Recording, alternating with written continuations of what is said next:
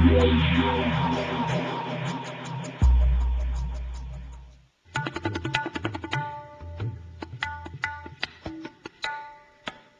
do you want to hear an amazing story? It's about an 11-year-old Indian boy king who was separated from his mother,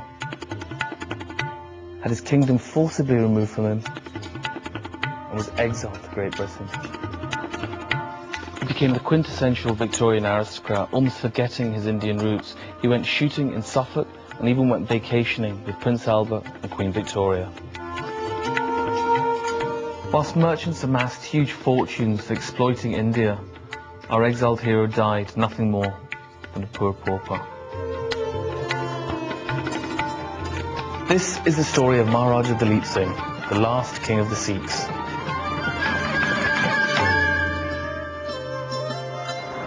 My name's Hardeep Singh Kohli. I'm a Sikh and I'm a writer, but when it comes to writing Sikh stories, I don't think anyone could have written the tragedy that was the life of Maharaja Duleep Singh, a story not best known by any people, or indeed many Sikhs.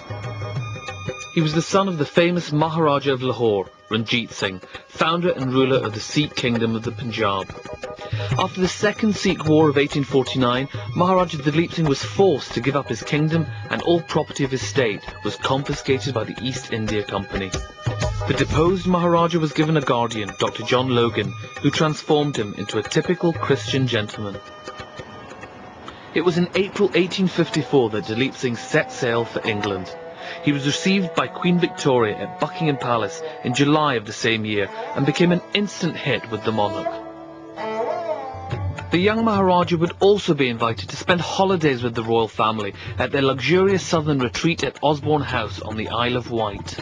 Michael Hunter is the curator of Osborne House and has an intimate knowledge of the Maharaja's stay there.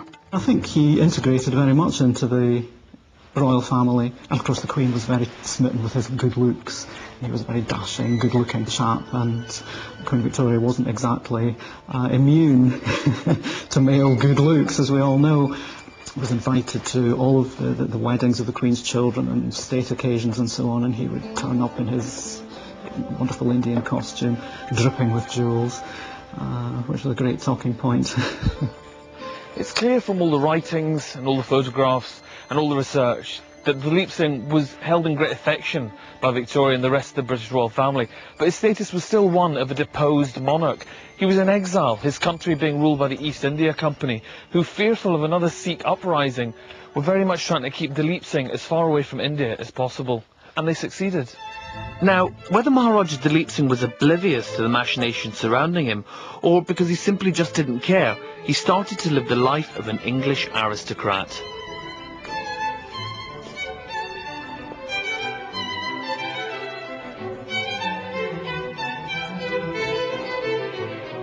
Now, every king needs a castle, and Maharaja Duleep Singh was no different.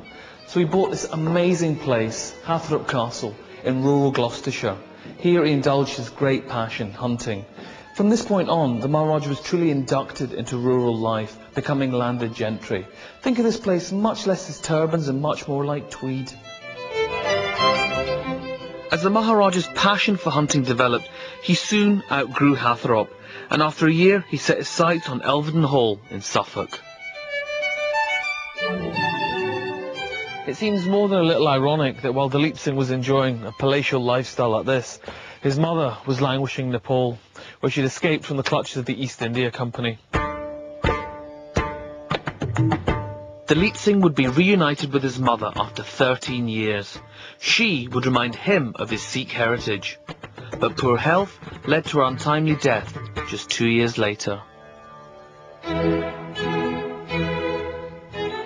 In 1864, Duleep Singh married Maharani Bamba, the daughter of an Abyssinian lady and German merchant. A few years later, he purchased Elvedon Hall and began to live the life of a Suffolk squire. Children would soon follow. But the Maharaja's penchant for lavish parties and hunting would continue. By 1856, the Maharaja's extravagant lifestyle and the fact he was bringing up 6 royal children was beginning to have a real bearing on his finances. He was running out of cash.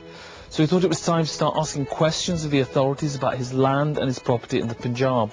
This he did in a document called Annexation of the Punjab, in which he was highly critical of the British government.